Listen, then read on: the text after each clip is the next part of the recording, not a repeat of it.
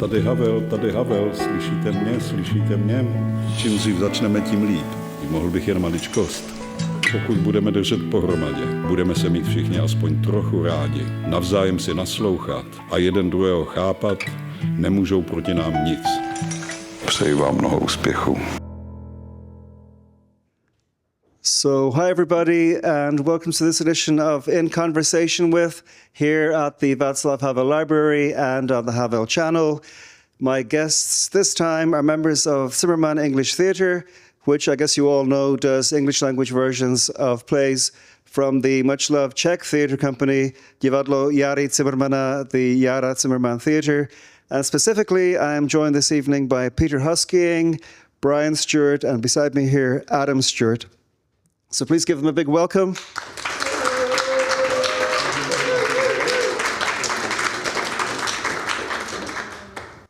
Brian, you were the person who first came up with the idea of doing the English language version of the Cimrman Theatre. What was it about the Jára Cimrman Czech Theatre that grabbed you and made you think it could be worth pursuing this whole idea? Okay, I wasn't really the one that came up entirely with the idea. At that time, my ex-girlfriend, Emilia Machalova, was co-translating on 3 of the plays. When I first started coming here, she said, if you want to understand anything about Czech culture, you need to understand Jára Cimrman. And she put on a video of Záskok, the stand-in. And of course, when you're going through the lectures, which you know is very text-orientated, she had to explain to me what it was all about. But of course, when we got on to the play, she didn't need to. It was a play about, it's an actor's play, I would say. And it's about, from my understanding, my reading, is their experiences of traveling around, the things that happen on stage. Things go wrong, people forget their lines, they get characters confused, they come in at the wrong time.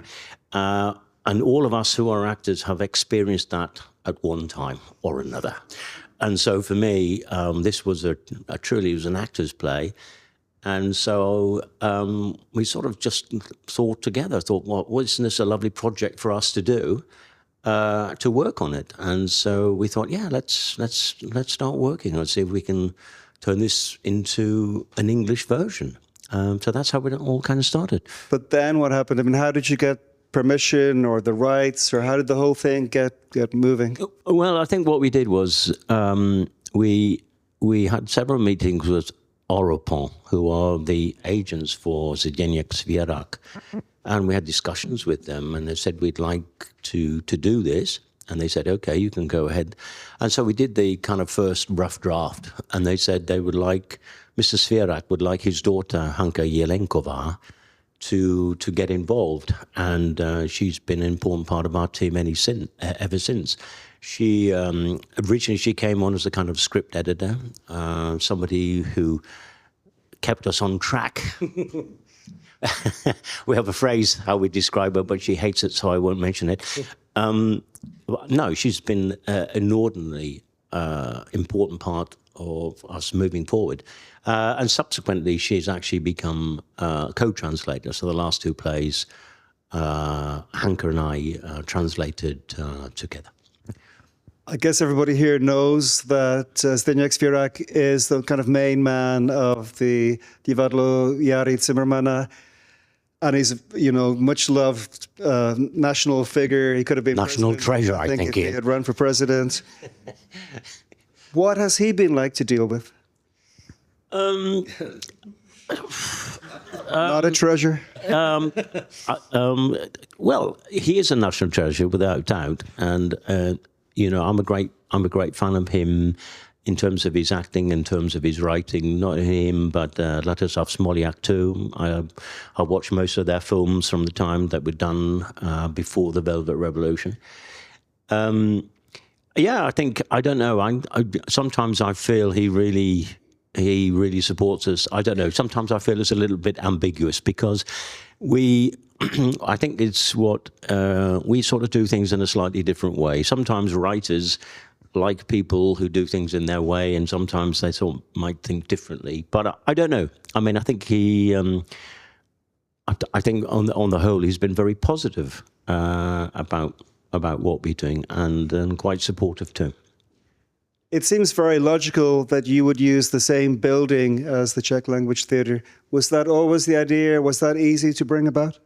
No, it wasn't actually, because when we first started, it was actually Amelia who kept saying, "Oh, we should go to the Járy Cimrmana Theatre," and we were looking at different venues that we could use and stuff like that. And somehow Amelia said, "I'm going to arrange a meeting with Vašek Kotek."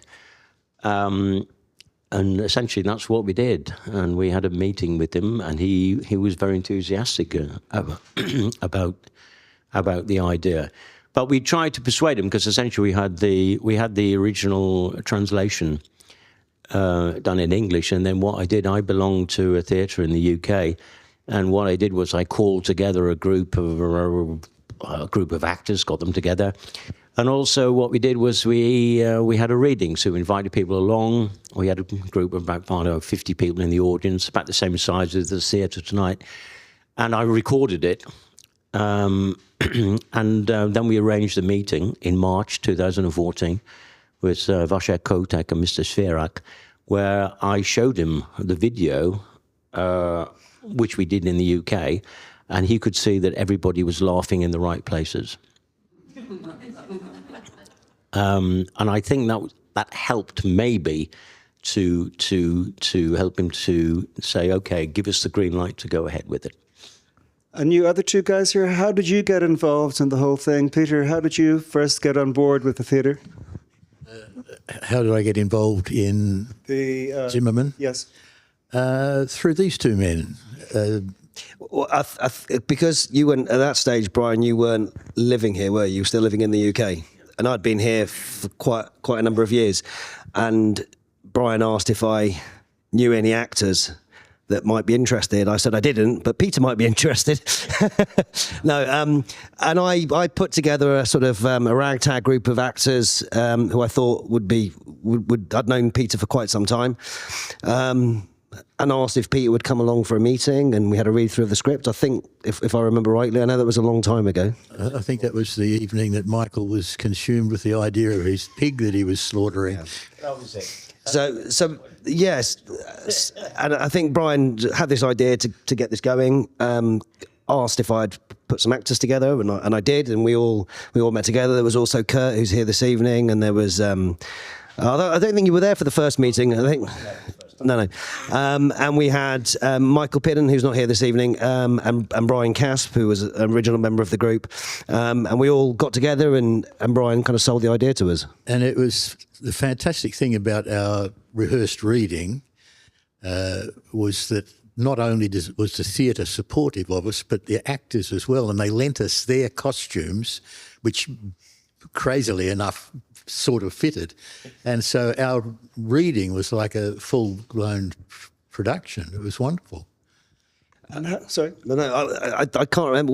I think Mr. Svěrak was there on that read through as well, I think, or maybe for the premiere. But he you know, in answer to your kind of question earlier, he has been to see. He's not been to see all of the, as we've done more shows. He's not been to see them all. I mean, he is also getting a lot older, but he was certainly there for the first 2 or 3 premieres he attended. Had you been aware at all of Cimrman before? And what was your first reaction then when you started reading this stuff? I mean, the first one was Ascot, and as Brian said, it's an actor's play, and it's a farce, really, isn't it? It's farcical. Immediately, I think we all thought it was very, very funny, but had no idea who Járy Cimrmana was at that point. Just we were handed a play and said, "What do you think about doing this?" And we loved it. So, do you want to say anything? Yes, it was, because as you say, it's a joyous play, and if you have a group of actors and you're doing a play about the problems that actors have, it immediately appeals to them, and I think this is what actually happened. And it was very interesting on that first reading that we did too. We didn't know quite what was going to happen. We kind of rehearsed. I think we went on with scripts, didn't we, for the first night? And they did lend us their props and their costumes. They still lend us their props and also the set too, but we have different costumes now, I'm pleased to say. And yeah, I think is that what we were very surprised about, and I think others were surprised about, was just how well it went down with an English-speaking audience. And Czechs are in the audience too, and they were quite surprised too.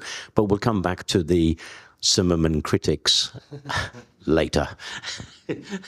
Well, virtually any time I mention the English Cimrman Theatre on social media, I get reactions. First, what is that? Does it really exist?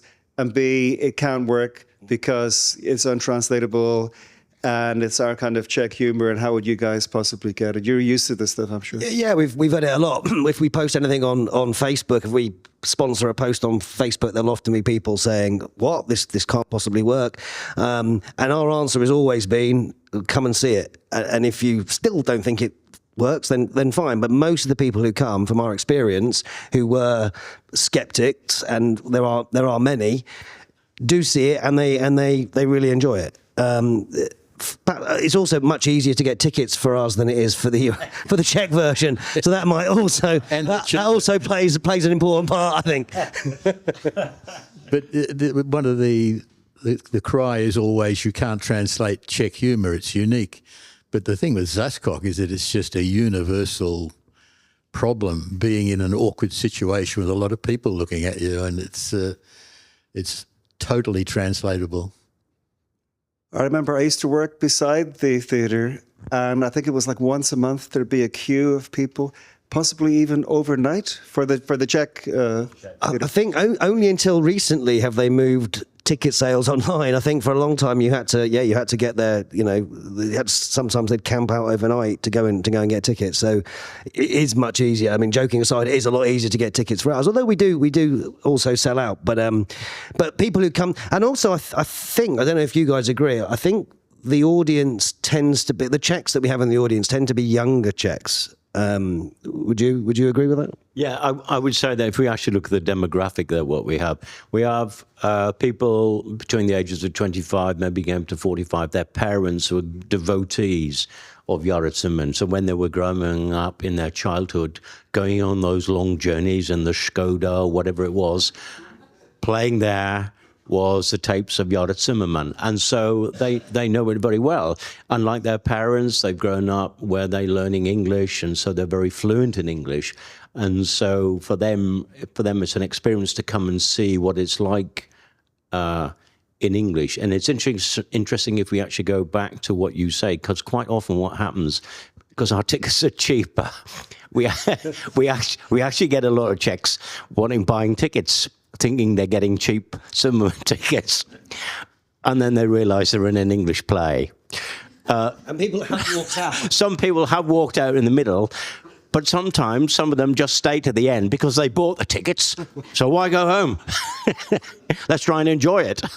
Another demographic that we have too is mixed couples, one Czech, one non-Czech, bringing the non-Czech along to learn about Czech humour. Well, I think the first time I went was with my wife, and she said, you've got to experience this stuff, because she knew I couldn't really consume the Czech originals properly. And even now she will make Cimrman references that I don't get. She said, what do you mean you don't know, whatever? But I wanted to say also, when I first lived in Prague, I had a flatmate, a Czech guy, who played the vinyl albums. Vinyl albums. Instead of listening to music, he would get up in the morning and put on the Cimrman vinyl. But Brian, did you feel like it was kind of risky at the beginning, that you were kind of tampering with the comic family silver? I know. Well, I think that occurred to me later. I think that I was tampering with something that was so dear and so treasured by the Czech people. But having said that, I was quite aware of it at the very beginning. Because I remember saying to Amelia that what we should do, and we've tried to do and try and maintain, is we try and keep the Czechness. Like, for example, everybody would like to live in České republiky. I've seen some versions where they change it to try and make it relevant to the country they might be in. There's no need, because it doesn't really matter. Well, all you need to know is that They had a horrible- Prakensky doesn't like České republiky, That's it. and that's what matters. There's no need to change it. The joke is exactly the same. He had the worst experience of his life in České republiky. You can't believe that the principal actually said this in his play. So we felt there was no need to change it at all. And I think a lot of those things we've tried to keep, and we can come back to that later, to saying, because it's an important part of the translation, is how you try and keep and maintain the Czechness throughout. Getting back to the audience, do you get people who deliberately go to both the English and the Czech, who are fans of both? Absolutely, yeah. We have a sort of core. I wouldn't call them groupies, but we have a core group of fans, I guess. Regulars is a better way. Who come to see every show that we do, and numerous times, some of them. And yeah, they will often, if they can, they'll go and see the Czech version. They'll come and see us as well. The last time I was there, I got a sense from speaking to some of the audience that it was kind of like a community, the audience itself, as well as you guys on stage, which are a little, small community. Because I think I think what's slightly different, I think perhaps is because we always go for a beer as well after the show. So we meet with the audience members, and I'm sure the Cimrman troupe do the same, but they're slightly older, and I mean, Zdeněk Svěrák can't really walk out into the bar; he'll be mobbed.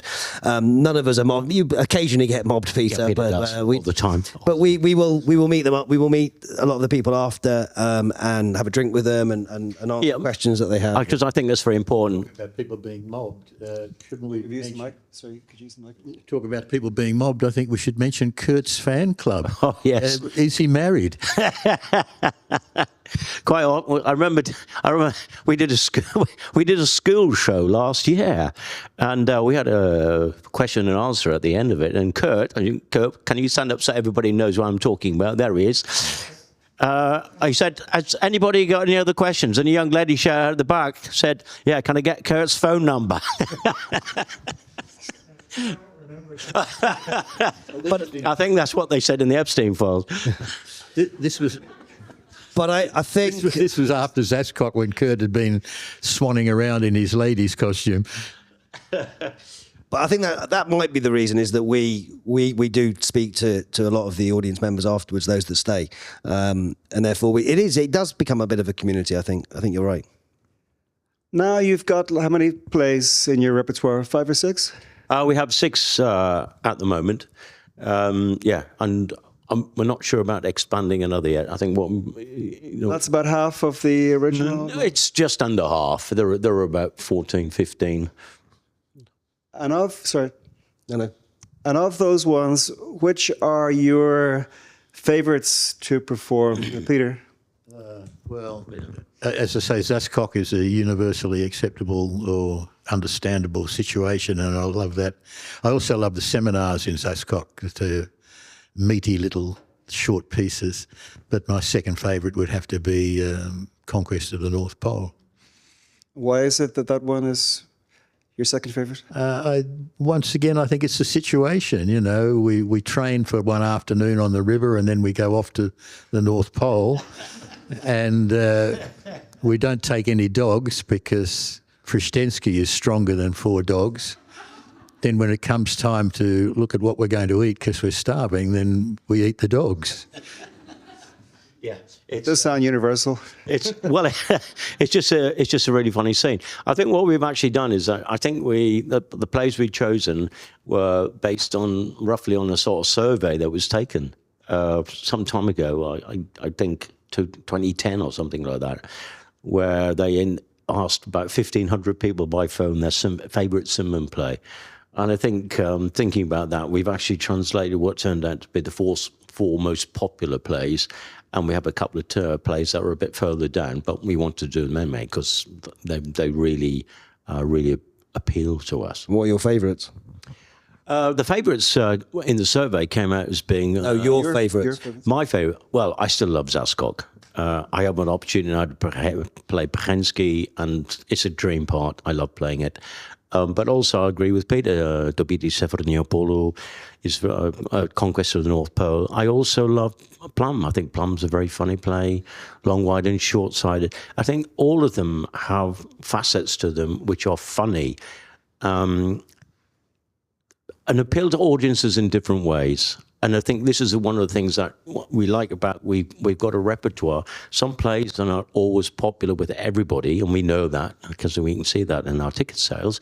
But the thing is, we have people who love the act, or people who love the Plum, who love Pub in the Glade because it's their favourite play and they love coming to see it. So our feeling is that, what we're doing is we're trying to provide people's favourite play in Czech, but we're providing it in English. Yeah, I think. I mean, I love doing them all, and I play such a diverse, range of characters in all of them that they all have a piece of my heart, really. I mean, Zazkot we've been doing it the longest, so that was the first one. But then in Hospodina Matince, I play the Count, which is a really fun role to play, and I get to sing. And then in Plum, I play three women. He does it very well. and in Long, Wide and Short-Sided, I get to play a prince, a good prince and a bad prince. So two princes, yeah. So it's all equally really enjoy doing them. Are any of them relatively hard to perform? Yes. I think for me, certainly, I don't know about you guys, for Plum, when I'm playing, I play three different women, so there's a lot of costume changes, so it's kind of taxing in that respect. And the Prince, I seem to be given the most sort of energetic roles. I think it's because I'm the youngest, so they give me the roles that require me running around a lot. So they are quite.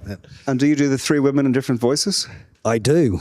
I'm a very versatile actor. You can't believe it's the same actor. Some would call me robust, I would say, as an actor. It's Mike's on. Yes, I do different voices. Have you not seen it, Ian? I've seen a couple of them. Oh, well, you need to come and see them all, Ian. Also, the first one I saw was maybe 8 years ago. So oh dear, I need a refresher visit. You touched on the translations, Brian. How close do you feel they need to be to the originals? Well, as I said, what we try to do is we try to maintain the Czechness, and we try to keep it as close as can to the original translation. But that in itself provides a number of different issues and problems that we have to try and resolve, because parallels are often drawn about the type of humour between Cimrman and Monty Python. I think to some extent it's sort of true in some ways it's different. But looking at Monty Python, the comparison with Monty Python I think is true, because Monty Python relies on people having some knowledge of literature, history, music, whole variety of different subjects. And if you look at Cimrman too, it relies on the fact that you know something about Czech literature, history, etc. And that's very important for you to be able to enjoy the jokes. And so therefore trying to maintain that Czechness, trying to maintain the joke, means that you have to make sometimes small changes to the text in order for the audience to understand the joke. The classic example I always use is Marisha from Zazkot, Poison in the Coffee. A lot of Czechs will know the story about Marisha, very young woman, unhappy in a marriage, decides to murder her husband by putting poison in his coffee. And of course, you can talk about Marisha and people will know the plot of Marisha. But when you've got non-Czechs who don't know the plot of Marisha, you have to try and explain that. And so we do that in a number of ways. We put a little bit in the seminars where we talk about Otto Pilek and the reason why his fellow actors he was playing Marisha. And we tell the story that it was a young wife who put poison in the coffee. And we explained to the audience why the actors didn't want to go to coffee with him after the performance, because he was so dedicated to his art. So already you've laid down the idea.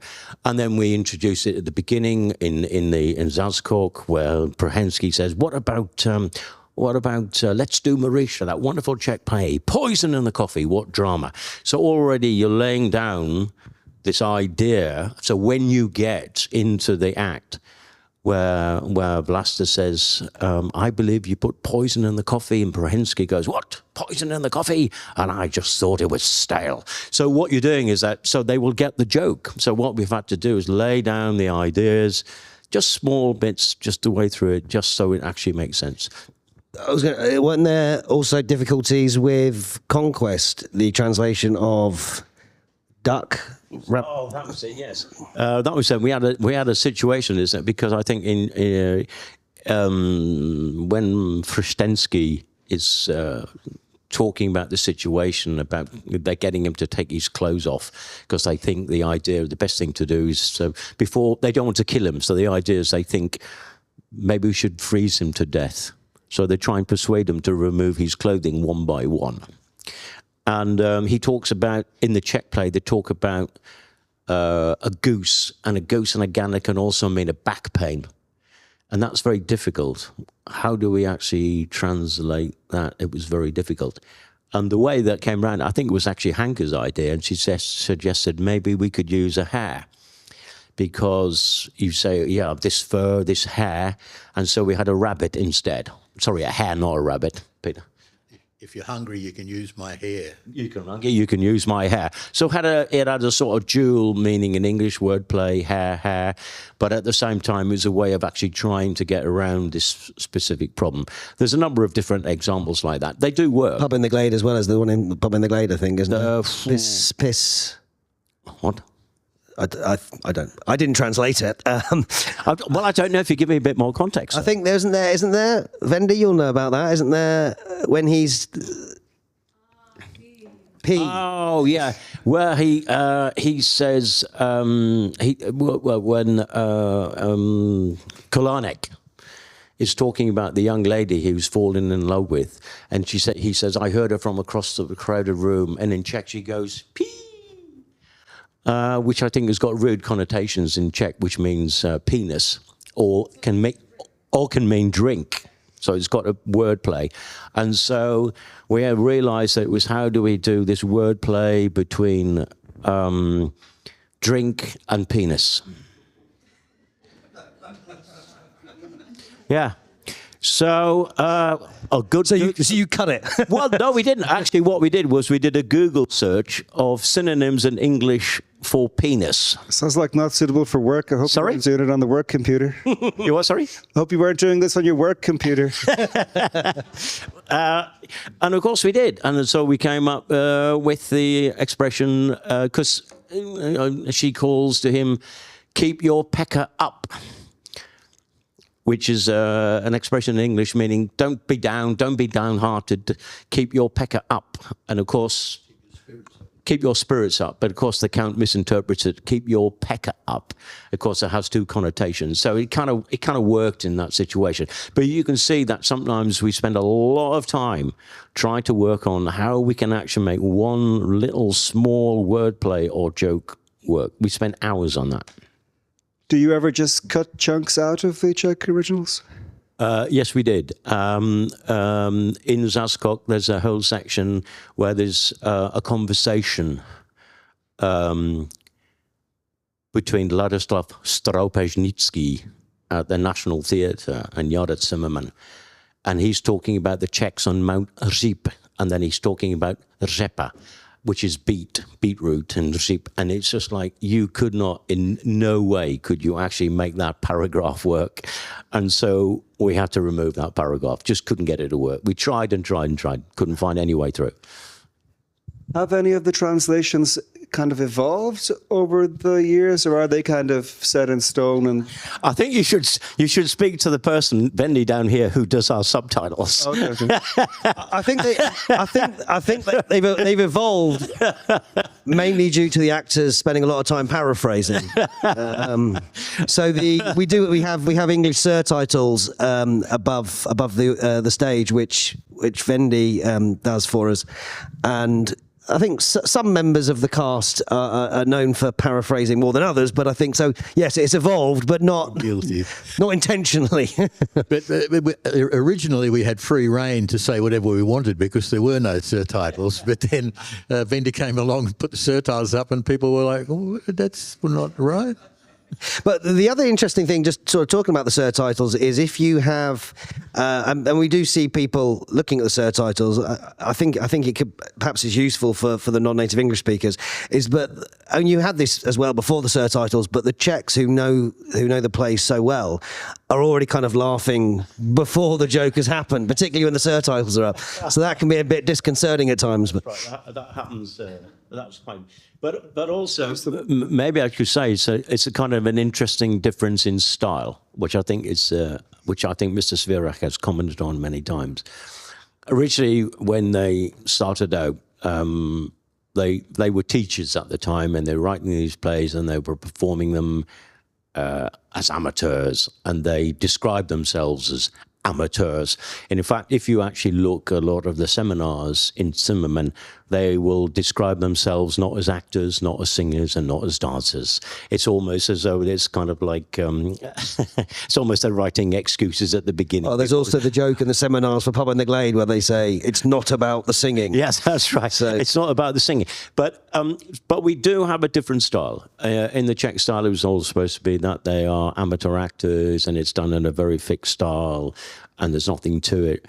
When we started, we had 6 actors, 6 comic actors, and therefore it is very hard to rein them in sometimes.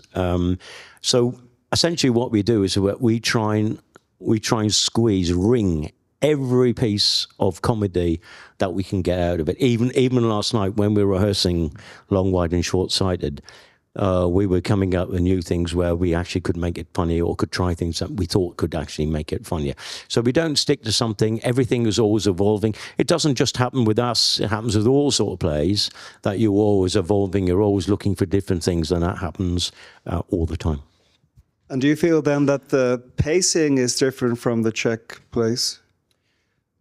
Would you like to? Well, I think so. Yeah. I think the Czechs are much better at playing deadpan than we are. Yeah. And I think when Mr. Svirak has seen it at times, he's said that we need to slow it down a little bit. I think sometimes perhaps we do it faster than in the original Czech. And also, we do it slightly bigger. Bigger. That's what I'm saying about deadpan. Yeah, that's right. So in the Czechs, they try to play it straight. It's all about the words and the text. But at the same time, we feel that sometimes it's about the characters' interaction between the characters, where you can get more comedy, and it's not just about the words. And that's why we do things slightly differently. And in all fairness, people enjoy the Czech stuff very much, but we've had some people just say, "Well, I do prefer your version," and they are Czech. So it's just choices, isn't it? I'm also curious if or how being a member of the Cimrman English Theatre has shaped, or if it has shaped in any way, your experience of living here, if you feel, at least to some degree, more of a connection to Czech culture. Peter? Oh, absolutely, yeah. I knew nothing about Járy Cimrmana before we started. Oh, here we go. I have this. When we first started, we had to do a lot of press interviews, and I told my story too many times, and now I'm laughed at for it. But my story goes along the line that I was at the Petrin Tower and wandered into the basement and saw an exhibition of rather marvellous inventions, including a fireman's bicycle and all sorts of weird things. And it took me a long time to realise that it was all tongue-in-cheek and that it was all Járy Cimrmana. It's the Járy Cimrmana Museum at the base of Petrin Hill. And I went back there some years later and it was gone. So I have no idea where it's gone. I think it's a great story. Peter, we love it. I think it's certainly an honour, but also I think you kind of have the feeling that you're kind of in on the joke, which certainly makes you feel a little bit more connected, I think, to the Czech people and the culture. Cimrman is so important, and I think British and Czech humour has quite a lot of similarities. But it certainly, you just feel like you kind of understand Czech. I think you understand Czechs a little bit more if you understand Járy Cimrmana. Yeah, I think so too. And also, I worked as a tour guide for many years, and you get a feel for the culture and you get for history too, and you sort of see that coming out through Cimrman too. So yeah, through Cimrman you do get a great feeling for the culture and the understanding of it. I'm very interested in how you feel that Czech and British humour are similar, because I sometimes think maybe, but I think Czech humour is maybe a little bit different. I don't know. This is my opinion. How do you see the similarities? I think we both have quite dark sense of humours. That's one thing. I think also kind of the absurd. We talk about the links between Monty Python and Járy Cimrmana. That kind of and I guess is it the goons as well? That's kind of absurdist. Do you agree, or you don't? Do you agree? No, I agree. I mean, that's what I'm saying. It goes back to, if you actually go back to Monty Python, it was a mixture of surreality, but also farce, straight, fixed jokes and stuff. And I think you get a mixture of that. In some men. You see farce. You get surreal stuff like in Zaskok, where the mother's dead, but they bring out the long arm to sign the, just incredibly. So, yeah, so I think there is some similarities, but comedy is a universal language, really. I think that's the important. Isn't the sort of the ability to the Brits, perhaps? I think this is the case, and the Czechs are able to laugh at themselves. Yeah, laugh at themselves, but also make fun of pompous people who think too much of themselves, and I think they're not afraid to try and knock them down a peg or two, just like we love doing in the UK. I'm Australian, and the same thing, all those comments go for Australian humour as well. Convict humour. One thing that we haven't actually mentioned is the similarity between Monty Python and Járy Cimrmana is catchphrases.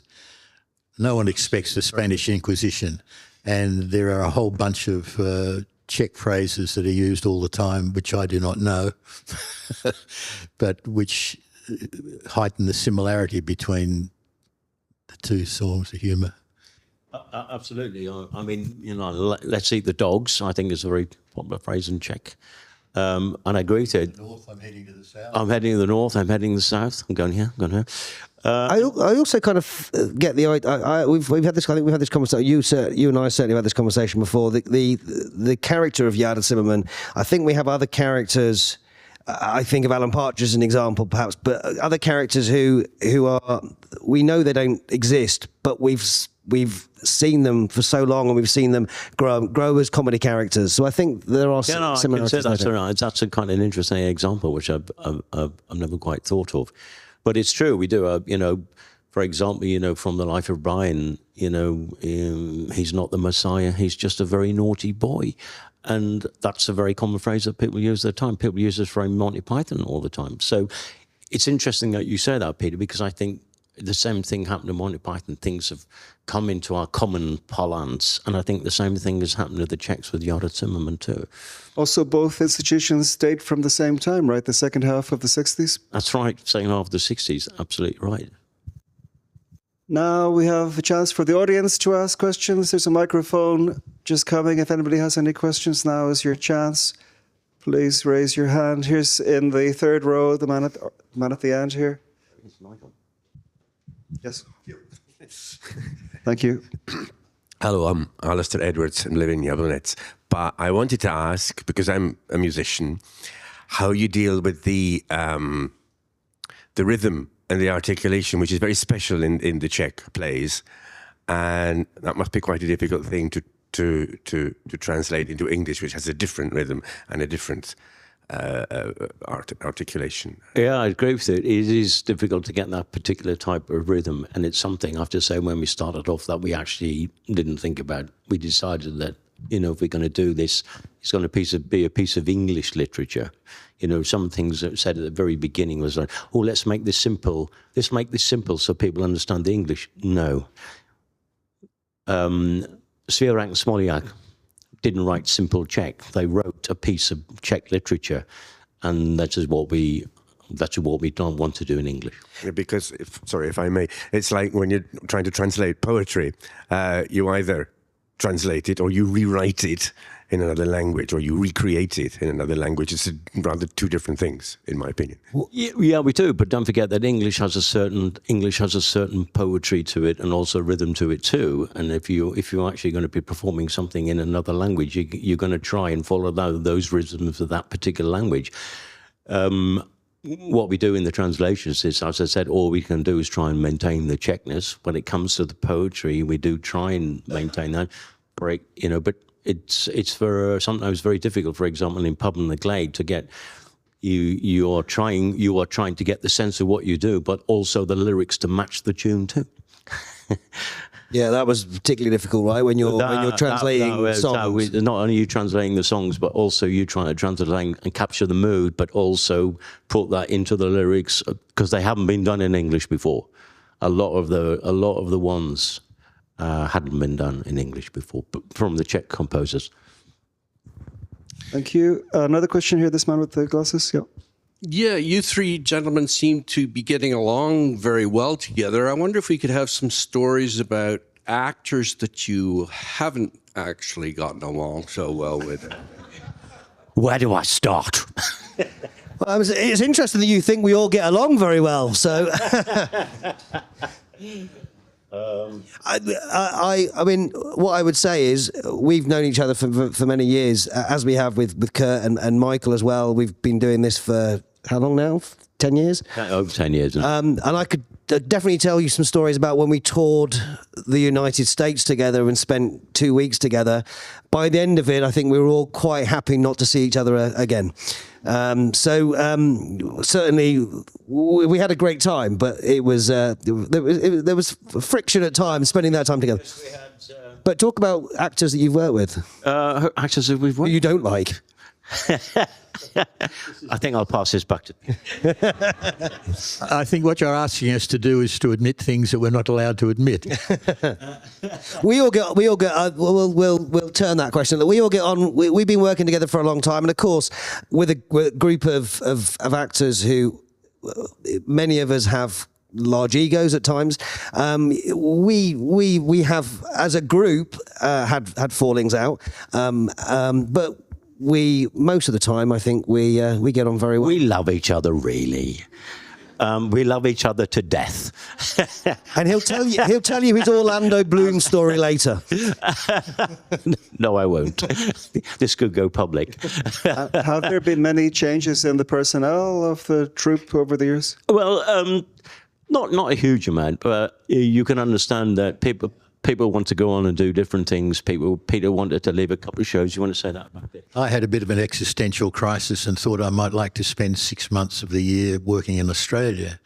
Then I went back to Australia and realised that was a complete impossibility. But by then the wheels were in motion to replace me in a couple of plays, which I think is a good thing for the company because it means I can still step back in if somebody can't do their role, and we need extra players. It's definitely something that we've been working on in the last few years, right, yeah. Brian, is to get more people in, because there's other members of the group who are also jobbing actors, and if they often get film things that they need to do, and then we don't want to be in a situation where we haven't got anyone to stand in. But now we have a larger troupe. We still have the core group, but we have a larger troupe of people that can stand in if absolutely. We want this legacy to continue, and to do that, we need to keep bringing in fresh. As have the original, the Cimrman group. Their group has grown as sadly some of them have passed away, and they've had to get younger. I know that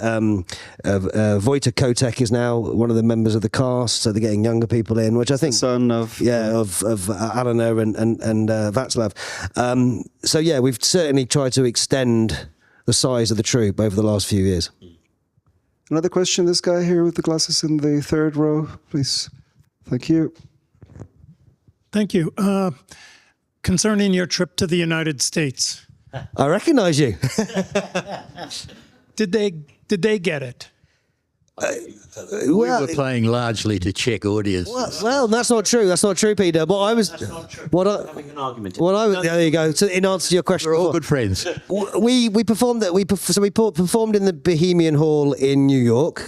That was, I think, mainly the majority were expat Czechs, but really interestingly, one of the performances we did while we were in the States in New York specifically was off Broadway in a It's like a community centre or it was something. a hostel. It was a hostel. Was it in New Jersey? I don't know. It wasn't. It was actually in Manhattan, but it was a hostel. But what was very lovely about it was that we were being like the Cimrman Theatre troupe itinerary, going around in different places, Yeah, wasn't it? creating a set. Creating a set in a. It was really kind of like makeshift, wasn't it? But anyway, carry on. Well, just in answer to that question, that I believe that audience, there were Czechs there, but the majority of those people had no idea who Járy Cimrman was. They had no connection to Czech Republic at all, and that they absolutely loved it. And it was a strange place to play. The acoustics weren't great. I think there was a carpet on the stage. Speak up. Sorry? Speak up. Yeah. Someone even said "speak up" at one point. But they loved it. So that kind of one performance we did where it certainly was majority non-Czech audience. But we did a couple in Washington as well. Yeah, There wasn't mainly Czech. But they really loved it, and they got it. I mean, I'm not sure if I think Záskok is the only one, perhaps, that we could tour to the States or to a non-Czech-speaking country. I think because it's, as we've talked about before, how universal it is. I also, an interesting point that you've raised there, I do think there are some aspects of Cimrman that might not transfer so well to the United States or the United Kingdom. Well, we found that we performed at the Prague Fringe Festival last year or the year before. Before. And although we got great audiences, it was a very different kind of audience, and perhaps an audience who didn't appreciate perhaps all the humour of Záskok. I think perhaps it's a little more controversial now, some of the themes, than perhaps when it was first written, and to the audience that really appreciated it. So. But we didn't find that in the States at all. Actually, when we performed at this hostel, they loved it. No, not at all. And I think it's right. I mean, we knew the audience, so we had to do a little bit more exposition about Járy Cimrman when we talk about he is inventor and stuff like that. But people on the whole got it, and they loved it. And I just say it's testament to the fact that it's the strength of the writing and the characters that it would work in multiple languages, not just in English, I don't think. If I could follow up, I'm just thinking the Midwest is where there's this rich trove of Czech culture. Have you considered the Midwest? We would love to. I think Peter doesn't look very happy about it, but we would love to tour again. The reason More restrictions. Yeah, there is more. Yeah, I think it'd be difficult at the moment. But one of the reasons we don't is really down to kind of financial. Is financially, and thank you. But when we went to the States the first time, we did a GoFundMe campaign to raise money for us to go. I think we'd applied for a couple of grants but didn't get them. So we would love to do more. We'd love to tour to the UK. We'd love to tour to the US, the Midwest. It's really just purely down to financial reasons, I think. Wasn't that? But also when we were trying to interest the Czech Centre in London that actually deals with Czech culture, artists, entertainers, musicians, and we said we'd like to come and perform Cimrman English, and they said, no, we don't want you. We want the Czech version. Thank you. I thought you were supposed to be promoting Czech culture. But the US tour sounds like quite an undertaking. Was it really costly? It was getting us all over there, flights, accommodation. The places that we performed, I don't think any money exchanged hands for those places. It was the Bohemian Hall, it was the Washington University, New York University in Washington, which is like a lecture theatre actually performed in. And there was obviously we need to be fed during the tour as well. So I think it was, I can't remember how much we raised, but and there was some really lovely people who donated to our GoFundMe. And we couldn't sell tickets because we weren't allowed to work. We weren't really supposed to. Obviously, we were on a tourist visa. So yeah, it was. I believe it was. I can't remember. It was a long time ago, but it wasn't expensive. But it was a lot of fun, and we'd love to do it again. Yes, it was a lot of fun. I mean, as you say, when we fell out, it was because we were in they gave us this room downstairs in the Bohemian Hall. It was a tiny little room with a little sink, and there was It was a cupboard. It was a cupboard, and there was 4 actors sleeping in that room. So you can imagine it was a little bit tense at times. Yeah, I think that's what. We're just living together, and as I said before, with all those egos. But it was a fantastic experience. Yeah, it's something we often reminisce about fondly.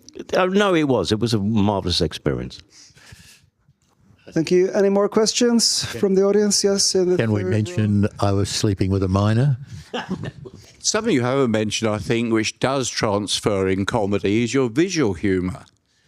You know, the actual choreography of the whole things, of the meanderings and when you're off to the North Pole or somewhere, or, in and out of a pub when you're changing costumes constantly. I think that comes across very well as well to people. I mean, I've been here a long time, but, for those people who don't know Czech customs or Czech humour, that humour, I think, works for nearly everybody. Yes, I think you're right. And, again, last night, this is something we were working on when it came to visual humour, wasn't it? A couple of scenes we were working on, we thought we could actually make those funnier by doing something that was, carried more of the message to the audience. So, yeah, I agree with you. The visual humour is very important. And I think we do, as you said before, I think perhaps we do more of that than perhaps the original group. Perhaps a little bit more. As you were talking about last night, we came up with a couple of extra tropes sort of as we were going on last night. So I think perhaps we do spend more time on the visual humour. Perhaps. Yeah, you do, because I said we're like all of us, I've worked in comedy for many years, and for us, it's a joy to play. It's an honour to play, but we're always thinking, is there something more we can do? Can we get another laugh? Can we do something else? What do we need to do? And it's a symbiotic relationship. We have audiences that arrive knowing that they love the show. We don't have to do anything to prove that, but their response is always so wonderful that it just drives you on to greater heights. Yeah, I think that's true. Any more questions?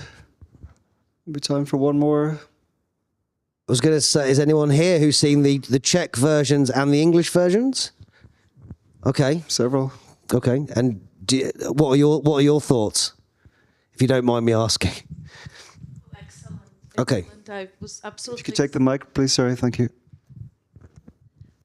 Actually, I saw right away the first one, Záskok, and I have to say that we were kind of excited, waiting for those moments, not knowing how you're gonna have it translated, and it was absolutely perfect. My favorite, and all of the others that I saw as well. Thank you so much. Thank you. Thank you. I really appreciate that. And now, sorry, I can have a question, one more.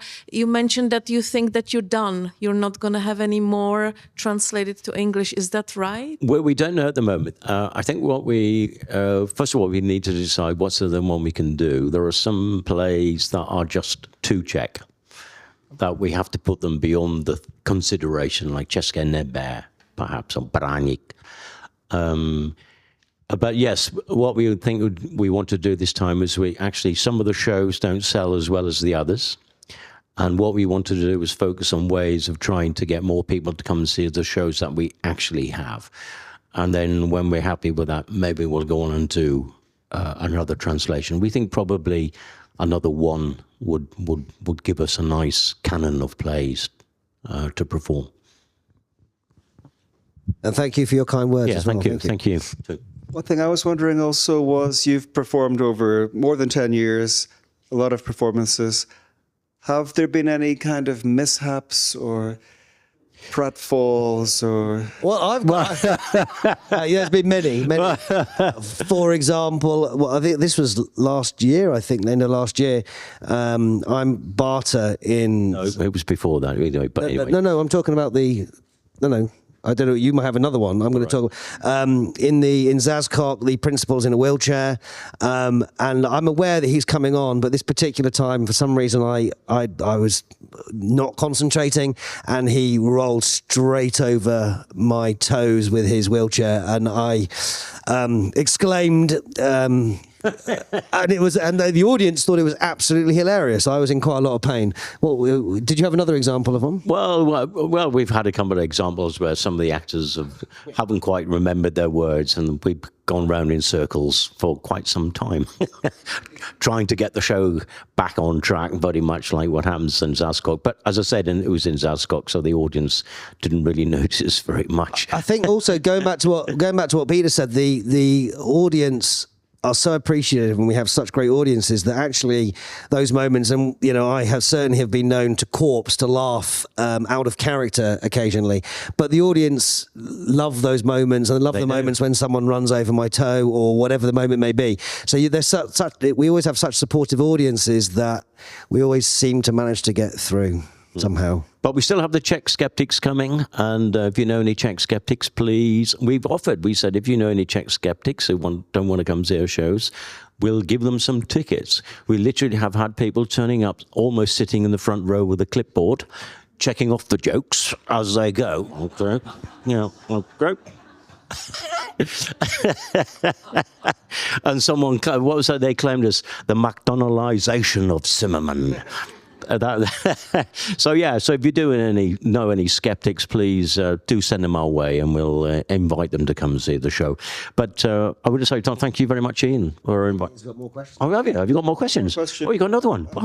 You have enough. You need to go. All right. One more question. That is, you said that the Czech Cimrman Theatre has had some change in its personnel, some younger people, but still, Zdeněk Svěrák turns 90 next month.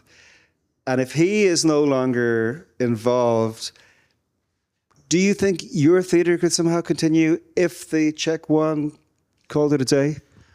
I think it was big question. It was in. I think that was something that was in Reflex or something at some point. That was kind of what people thought might be the case.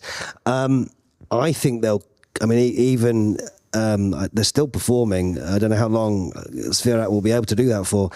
I think as I said before, Vojta Kotek's there now, and they have some. He's a pretty big star, and he's a big star. So I think the Czech version will continue, and hopefully we can continue along with those. I think it'd be terrible. I think it'd be awful if the Czech version. I think there might be a bit of a struggle because, as we've already mentioned this evening, there's a lot of people who come who listen to Járy Cimrmana on cassette deck in the car on the way to the Hata, and they are driving our audience now. I think that audiences in the 20s will not have had that background, and it might be a bit of a struggle. Yeah, possibly. I think a lot of people have said, as we said earlier, that younger people do come to ours because it is in English and perhaps it's a bit more interesting. I think I would like to think the Czech Cimrman will continue. I think it will do because it's become so much part of Czech culture these days. I think it will continue, and I think it'd be very sad if it did not continue. And the people will not go and see it because they've got the lottery. Will Mr. Svěrák be on stage tonight? I do think that he's a great Poland, and he is. He's a great stage actor. He's got great presence. But I just do hope that they will continue. But it may not be, as you said, Peter, it might not be because the original actors are no longer a part of it. It may be because as the generation change and the younger generation they haven't had the same experience of Cimrman as their parents or their grandparents. That might be what eventually sees it die out. But I would hope that wouldn't be the case. Mm. Well, fingers crossed both institutions continue for a long time to come. Thank you all for coming. And of course, a very big thanks to Peter Hosking, Brian Stewart and Adam Stewart. Thank you. Thank you very much. Thank you. Thank you, guys. Thank you.